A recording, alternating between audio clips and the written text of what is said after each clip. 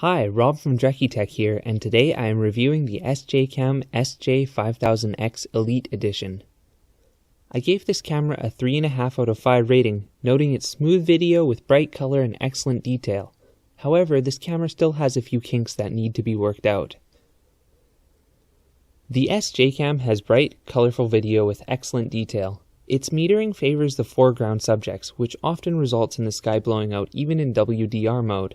This means that the video out of camera looks better than many other action cameras, but unfortunately there isn't much room to fix the highlights in post-production.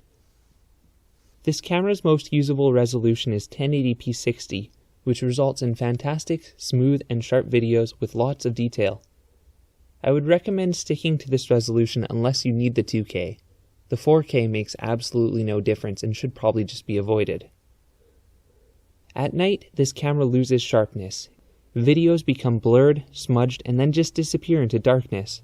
I was hoping that this camera would hold itself a little bit better at night, as it is a slightly lower resolution Sony sensor than its competitors, but it seems like SJCam limits the peak ISO of this camera. I'd rather deal with a little bit of noise and a more usable image, so hopefully that's something that could be updated in a future firmware release. On the more negative side of things, I noticed that this camera tends to overcompress video, which results in blocking and loss of detail, especially in low light. SJCam already offers an MOV format to try and offset them, and it does make things slightly better, but offering a user-selectable bitrate would help significantly and improve the video quality immensely. The SJCam's gyro stabilization helps smooth out bumpy rides. Unfortunately, it comes with a huge downside. It crops in the video fairly significantly. This is a disappointment, as one of the huge benefits to an action camera is their super wide field of view. Even with the narrower crop, its stabilization is not as effective as competitors. Again, this is another thing that could be fixed with a firmware upgrade. The audio quality of the SJCam is a bit muffled and flat, especially in its case.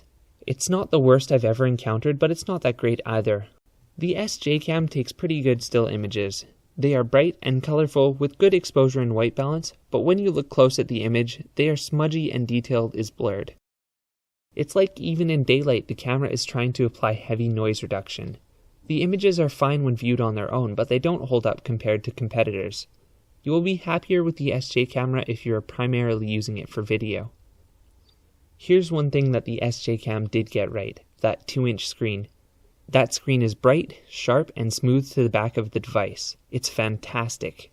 It's crazy just how much of a difference a high-quality, properly color-balanced screen makes. The camera itself looks significantly better just because of this screen. All of its buttons operate smoothly, and the build quality is overall very good. As well, since the SJCam has 2 extra buttons, the menus and user interface are easier to operate. I prefer this user interface to any other action camera I've previously used.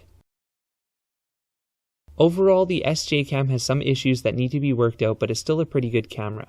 I hope that over time SJCam will release firmware updates that address the issues with blown out highlights, gyro stabilization, and the bitrate. But even as it is, the package is perfectly usable. If you prefer a bigger screen and don't mind the narrower crop, the SJCam is a decent cam with the potential to be excellent with a few tweaks. Visit FeiyuTech.com for more tech tips, advice, and reviews. Thank you for watching.